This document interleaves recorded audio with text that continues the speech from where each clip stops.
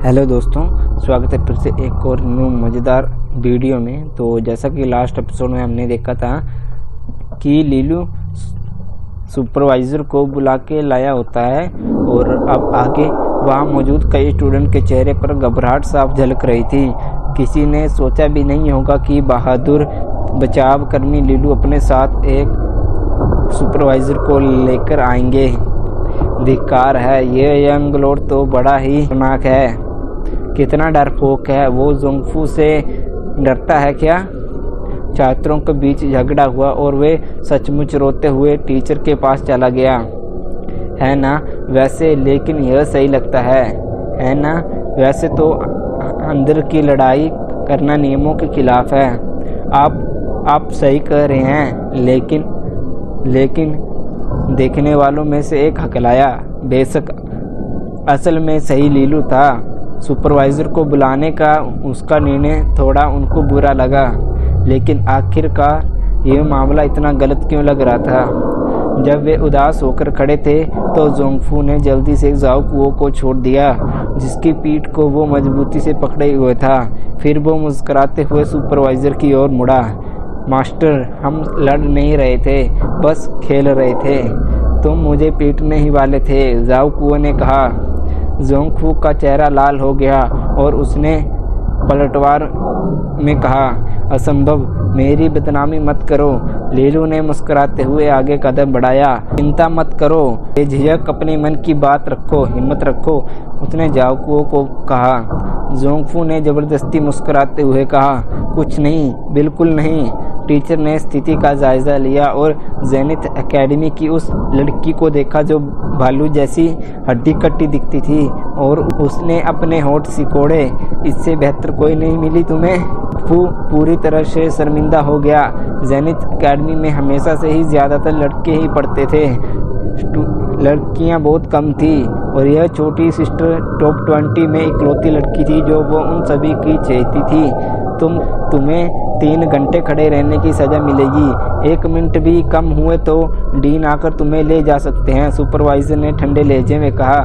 तो यह है कि स्टूडेंट के बीच लड़ाई झगड़े आम बात थी और वे हमेशा इस स्थिति को नज़रअंदाज कर रहे थे।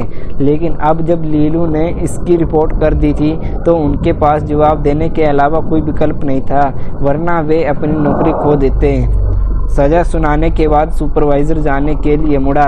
भीड़ में से दबी हुई हंसी की आवाज़ें आई, हालांकि यह स्पष्ट नहीं था कि यह हंसी किसके लिए थी। जोंगफू वहीं खड़ा रहा, हताश, लेकिन हिलने से भी डर रहा था। लीलू उसके पास गया और मुस्कुराया। क्या तुम्हें लगा था कि मुझे धमकाना इतना आसान होगा? मुझे बाहर निकालने के लिए जाओ कुओं के पीछे क्यों पड़े हो?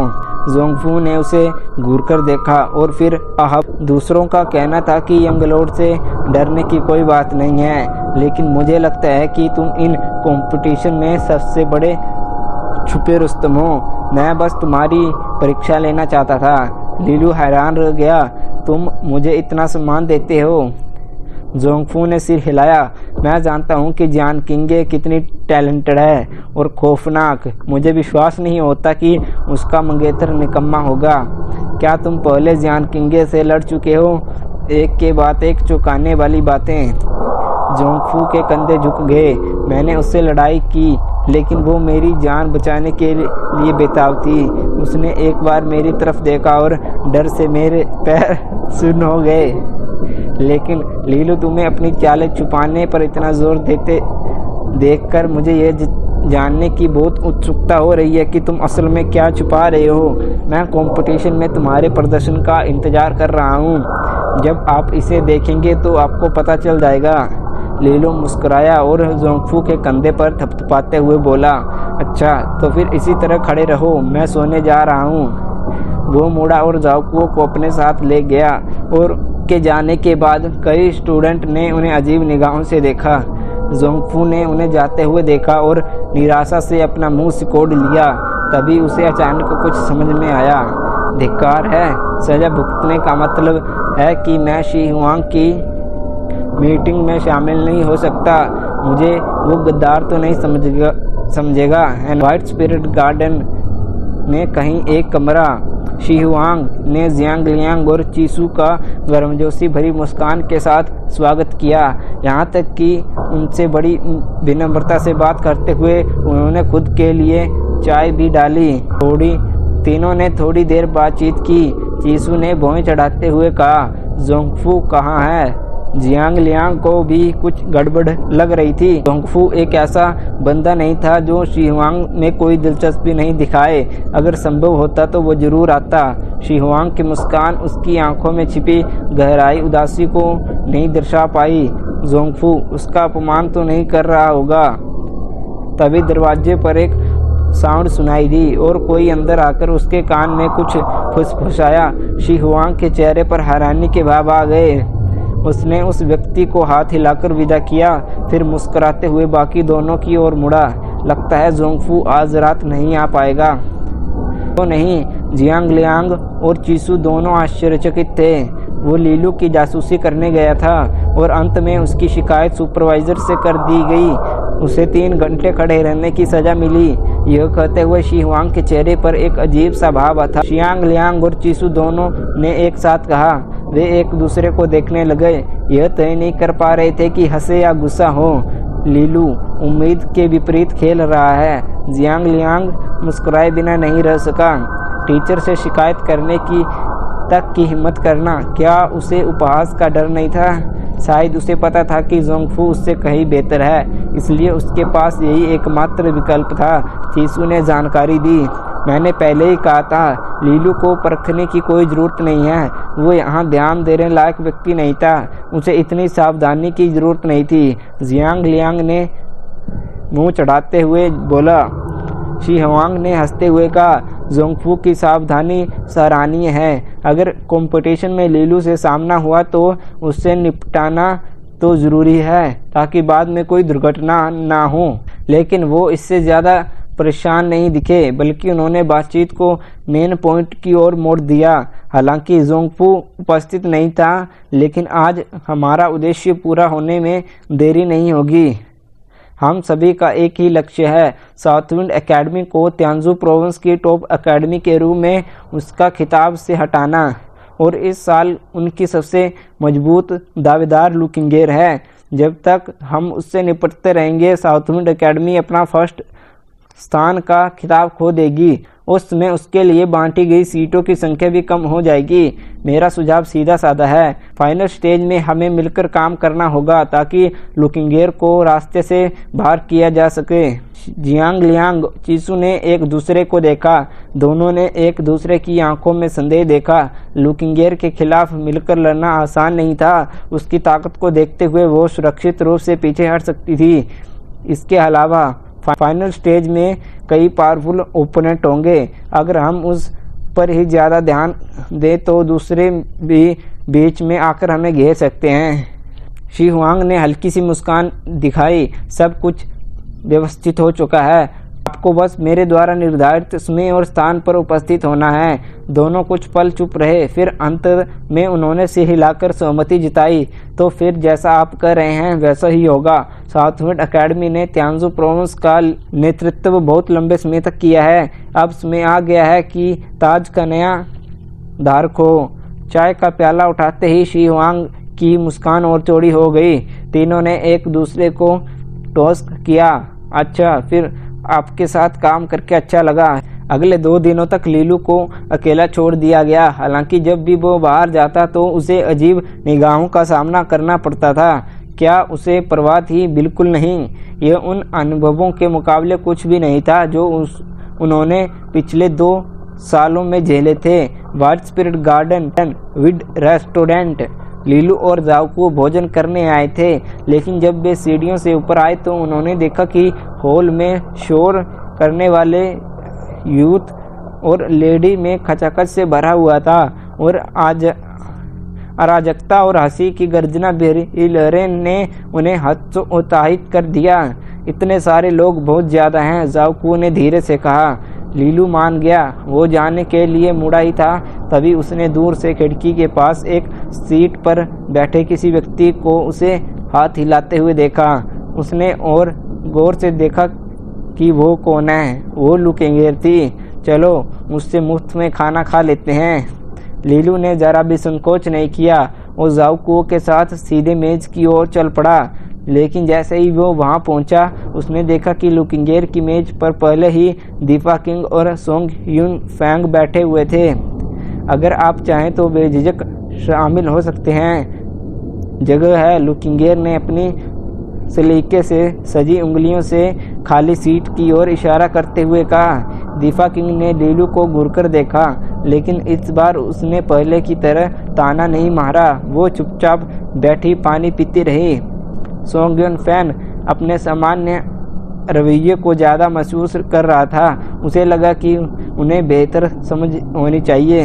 इसके बजाय लीलू ने प्यार से झूमते हुए ठीक उसके बगल में बैठ गया। मेरे सभी प्यारे साथियों, थकी हुई आंखों को कितना सुकून मिला है। जाओ वो भी उनके साथ शामिल हो गया। सोंग यून फैन का चेहरा गंभीर हो गया। उसने चिढ़कर कहा, लीलू, मैंने सुना है कि तुम फिर मुसीबत में पड़ गए हो। व्हाइट स्पिरिट गार्डन में अब इतने सारे स्कूल हैं, क्या तुम साउथवुड एकेडमी की रेपुटेशन खराब नहीं कर रहे हो? साउथवुड एकेडमी के दूसरे स्टूडेंट के लिए मुश्किलें खड़ी कर रहे हो। लीलू ने भी उसी स्वर में कहा, अगर तुम्हें अब तक मेरे किसी भी काम पर शर्म आती है तो मेरा सुझाव है कि तुम जितनी जल्दी हो सके स्कूल छोड़ दो। इससे सोंग यून फैन में गुस्से की एक नई लहर दौड़ गई और लुकिंगेर के होठ भी हल्के से ऊपर की ओर मुड़ गए। सोंग यून फैन ने उपहास उड़ाते हुए कहा, लीलू, तुम मुझे स्कूल छोड़ने के लिए कहने वाले कौन होते हो? मैं ये तुम्हारी भलाई के लिए कह रहा हूँ। उस एक ड्रॉ की वजह से दूसरे स्कूलों को अपमानित करने की कोशिश मत करो। तुम अच्छी तरह जानते हो कि वो ड्रॉ कितना बेमानी था। कि लीलू ने उनकी बात अनसुनी कर दी और इसके बजाय लुकिंगेर की ओर मुड़ गया, जो एक वेटर को बुला रही थी। हमारे लिए खाना ऑर्डर कर दीजिए। लुकिंगेर ने कोई जवाब नहीं दिया, लेकिन जब वेटर आया तो उसने अपने ऑर्डर में 2 अच्छे व्यंजन और जोड़ दिए। इससे सोंग यून फैन का गुस्सा और भी भड़क उठा। उसके अंदर ईर्ष्या की आग और भी तेज हो गई। उसने पहले कभी लुकिंगेर से इतनी बेपरवाही से बात करने की हिम्मत नहीं की, लेकिन इस कमीने लीलू ने उसे नज़रअंदाज करते हुए ऐसा किया। कल से कंपटीशन शुरू हो रही है, क्या आप सब तैयार हैं? लुकिंगेर ने पूछा। अब वह अपनी आपस में हो रही नोकझोंक सुनना नहीं चाहती थी। उन सभी ने सिर हिलाया, फिर विषय को सहजता से बदल दिया। लीलू ने ज़्यादा भाग नहीं लिया। उसका पूरा ध्यान अपने भोजन पर था, लेकिन खाना खाते खाते उन्हें माहौल में अचानक बदलाव महसूस हुआ। उन्होंने बदलाव की दिशा में देखा। कोई आ रहा था। वो देखने में असाधारण सा लड़का था, लेकिन उसके कैरेक्टर में एक अत्याचारी और ओरा निकल रही थी। एक ठंडी क्रूर हवा जो उसके चेहरे की गर्मजोशी भरी मुस्कान के साथ बेमेल लगती थी। हर कोई उसे गंभीरता से लेता था। ईस्टपुल एकेडमी का शी हुआंग, गवर्नर का बेटा। हुआंग सीढ़ियों से ऊपर चलने के बाद सीधे उनकी ओर बढ़ा और मुस्कुराते हुए पूछा, माफ़ कीजिए, क्या मैं आपके लिए एक कुर्सी खींच सकता हूँ? लुकिंगेर की नज़रें एक पल के लिए ऊपर उठी, फिर उसने शांत भाव से जवाब दिया, माफ़ कीजिए, हमारे यहाँ सीटें पूरी भर चुकी हैं। अब भी मुस्कुराते हुए शी हुआंग ने बगल की मेज से एक कुर्सी उठा ली और किसी ने आपत्ति करने की हिम्मत नहीं की। सबने उसे पहचान लिया था। शी हुआंग सोंग यून फैन के दूसरी तरफ बैठ गया। किंगेर, हमारे पिता एक दूसरे को जानते हैं, इतना रूखा व्यवहार करने की कोई ज़रूरत नहीं है। और हम ओपोनेंट हैं, भला दोस्ती का दिखावा करने की कोई ज़रूरत नहीं है। थका देने वाला है ना? लुकिंगेर ने पलटवार किया। शी हुआंग ने बनावटी मुस्कान दी। हम दोनों को मिलना एस्ट्रोसेज कॉलेज में तय है। हम वहाँ सहपाठी होंगे, फिर दुश्मनी क्यों? क्या यह सही नहीं है युंग फैन? उसने यह सवाल तिरछे ढंग से पूछा। सोंग यून फैन ने चुपचाप सिर हिलाया। लीलू अपने भोजन से संतुष्ट था। उसने अपना चॉपस्टिक नीचे रख दिए और लुकिंगेर की ओर मुड़ा। खाना तो हो गया, पाचन के लिए थोड़ी देर टहल लें। लुकिंगेर की गर्दन का तनाव थोड़ा कम हो गया। वो जानती थी कि लीलू स्थिति को संभालने में उसकी मदद कर रहा है। वो शी हुआंग के साथ बहस में समय बर्बाद भी नहीं करना चाहती थी। शी हुआंग की आंखें सिकुड़ गई। उसने एक चौड़ी फली उठाई और उंगलियों से जोरदार आवाज़ के साथ उसे उछाला। वो बिजली की तरह तेजी से निकली, एक चांदी की लकीर की तरह सीधे लीलू के चेहरे की ओर। लेकिन जमीन पर गिरने से ठीक पहले बर्फ से ढकी एक चॉपस्टिक बिजली से चार्ज हुई चौड़ी फली से टकरा गई, जिससे वो उड़कर एक खंभे के अंदर गहराई में धंस गई। उसके ऊपर पाले की एक छोटी सी परत जम गई। लुकिंगेर ने शिवांग को ठंडे स्वर में देखा और उसकी निर्मल ओरा और तीव्र हो गई। शिवांग, झगड़ा करना बंद करो। यहाँ की हलचल ने हॉल में भी हलचल मचा दी थी। सब लोग चोरी छिपे उनकी तरफ देख रहे थे। जब भीड़ ने देखा कि लुकिंगेर और शिवांग, तो वे तुरंत उत्साहित हो गए। क्या ये वही पहले स्थान के ओपोनेंट हैं जो यहाँ आमने सामने होंगे? भीड़ का ध्यान अपनी ओर आते देख शिवांग मुस्कुराया। मुझसे गलती हो गई। आशा है आपको बुरा नहीं लगेगा यंग लॉर्ड, लीलू ने सिर हिलाते हुए झुलझुलाहट में कहा। मैं नाराज नहीं हूँ, लेकिन तुम्हें खाना बर्बाद कर रहे हो। लगता है तुम्हें घर पर ठीक से टीचर नहीं मिला क्या? गवर्नर शी ने तुम्हें सही से नहीं सिखाया? अगर तुम्हें घर में कोड़े कम पड़े रहे तो मैं 2 भेज सकता हूँ। शिवांग की मुस्कान जरा भी फीकी नहीं पड़ी। यंग लॉर्ड बिल्कुल सही कह रहे हैं। अगली बार मैं और अधिक सावधान रहूँगा। अपनी गलतियों को पहचानो और सुधार करो। शाबाश, लीलू ने कहा। लीलू ने सहमति से सिर हिलाया और फिर जाओ कुओं के साथ चला गया। लुकिंगेर ने शिहुआंग को एक बार फिर गुस्से भरी नज़र से देखा और फिर चली गई। उसके पीछे दीपा किंग भी तेजी से निकल गई। सोंगयुन फैन ने शिहुआंग को एक लंबी नज़र से देखा और उसके पीछे पीछे चल गया। शिहुआंग बेफिक्र होकर बैठ गया। ने मेज पर बची हुई कुछ फलियों को उठाया और झटपट अपने मुंह में डाल दिया। उसकी आंखें ठंडी और हिसाब किताब वाली थी। यह लीलू है। क्या वो अपनी पावर छिपा रहा है? क्या वो सचमुच पावरलेस है? मैं सच में यह जानना चाहता हूँ। उसने मन ही मन सोचा और प्यारी मुस्कान के साथ सिर हिलाया। भूल जाओ, एक अपाहिज यंग लॉर्ड, उसके लिए कोई खास खतरा नहीं होना चाहिए। लुकिंगेर ही साउथमिड एकेडमी को फर्स्ट स्थान पाने में सबसे बड़ी दावेदार है और मुझे उसको हटाने की ज़रूरत है। फिर भी लीलू को वास्तव में एक बेहद बुरा व्यक्ति है। ऐसा लग रहा था कि उसे जल्दी बाहर कराने के लिए कुछ इंतजाम करने पड़ेंगे। स्पिरिट गार्डन मैच में बहुत तेजी से बीत गया। देखते ही देखते फाइनल कंपटीशन शुरू होने वाली थी। पूरा इलाका लोगों के एक विशाल जनसमूह से भर गया, जिनकी संख्या लगातार बढ़ती जा रही थी। त्यांजू प्रोविंस के कोने कोने से लोग इस रोमांचक दृश्य को देखने के लिए आ रहे थे। व्हाइट स्पिरिट माउंटेन की तलहट में एक अवलोकन प्लेटफॉर्म था, जो वातावरण में उन लोगों से खचाखच भरा हुआ था जो नज़ारा देखने की कोशिश कर रहे थे। उस एरिया में अग्रभाग पर एक विशाल और भव्य प्लेटफॉर्म था, जिसे सबसे टैलेंटेड और सम्मानित व्यक्तियों के आवास के लिए बनाया गया था। कुछ टाइम बाद त्यांजू प्रोविंस के कई रेपुटेशन रखने वाले व्यक्ति मंच की ओर बढ़े, जिनमें साउथमिड एकेडमी के डीन बेइशात और गवर्नर शी किंग शामिल थे, जिन्होंने आसपास के सभी लोगों का ध्यान अपनी ओर आकर्षित किया। त्यांजू प्रोविंस के 2 सबसे बड़े व्यक्तियों के रूप में वे मंडप के मध्य में पहुंचे, जहां उनके लिए एक भव्य स्वागत समारोह तैयार किया गया था।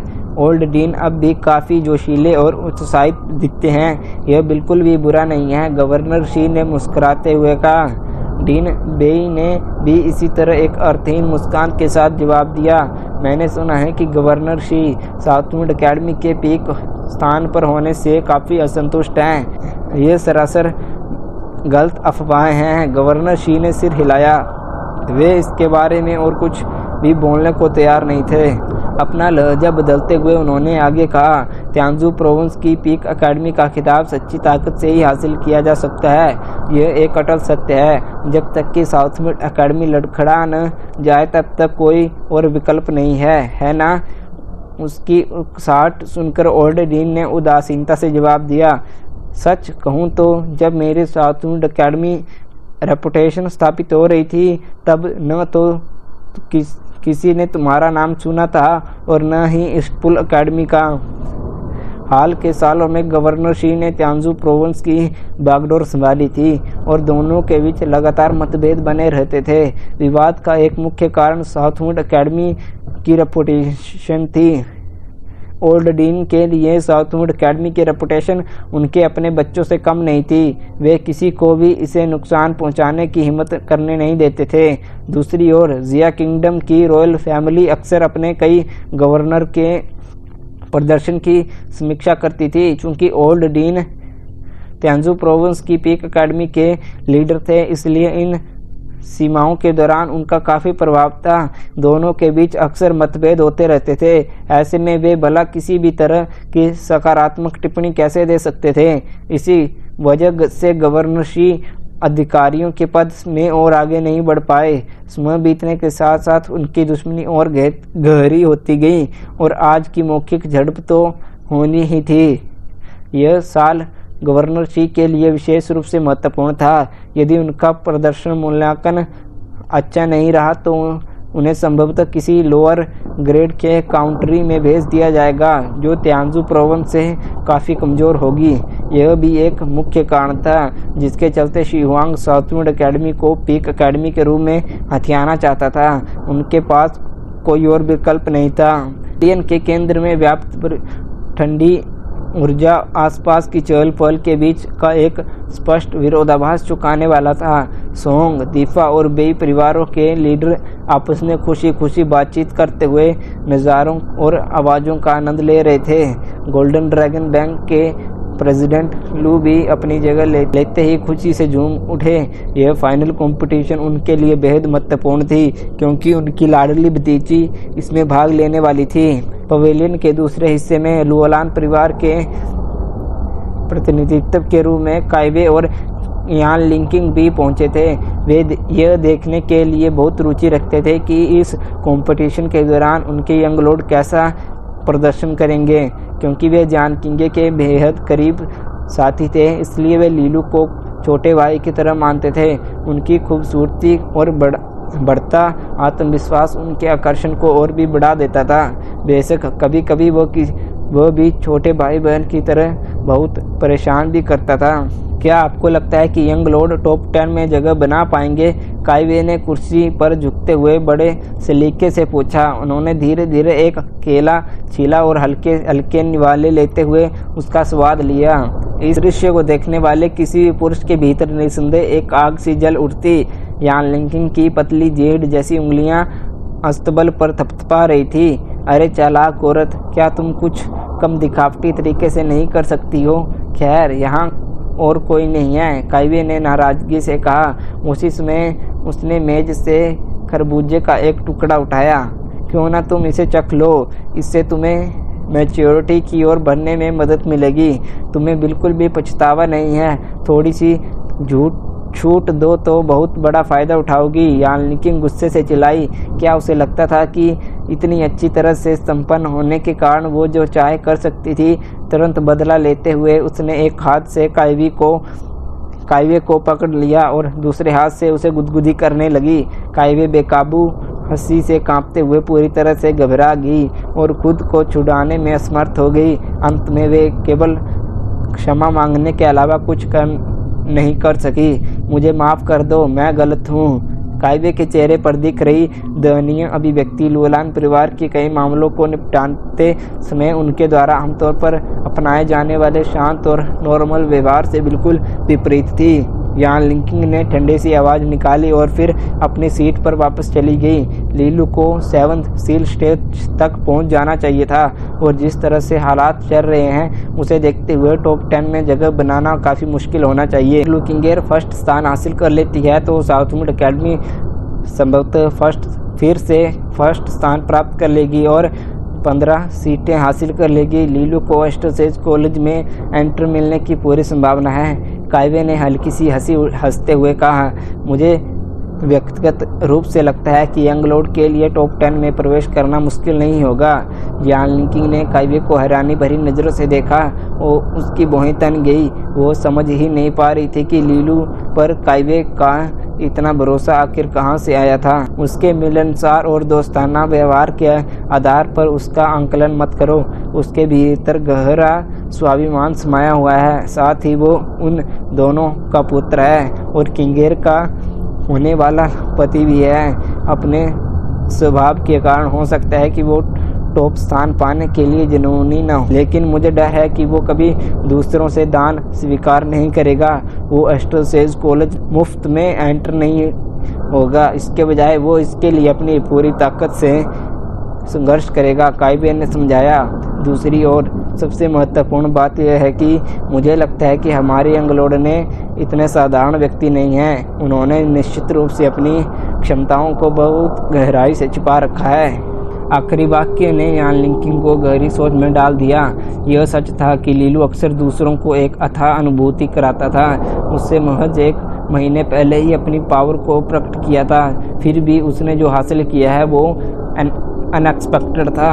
मुझे उम्मीद है कि वो अपनी क्षमताओं के बल पर टॉप 10 में जगह बनाकर एस्ट्रोसेज कॉलेज में एंटर पाने का हकदार बन जाएगा। कोटे के तहत प्रवेश पाने वालों को अलग नज़रिए से देखा जाता था। ऊपर से वो गोलान परिवार का यंगलॉर्ड और जियान किंग का मंगेतर भी था।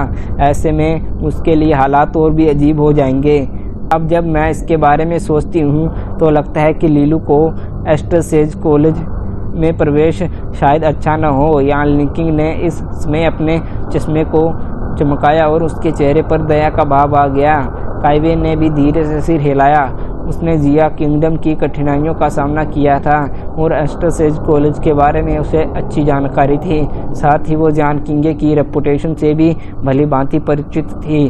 शायद यह कहना ज़्यादा होगा कि कॉलेज में मुख्य आकर्षण का केंद्र वह थी। लीलू ने अब तक अपना समय जिया किंगडम के एक कोने साउथविंड सिटी में एकांत में बिताया था। यह जगह इतनी दूर थी कि हवाएं भी उस तक नहीं पहुंच पाती थी।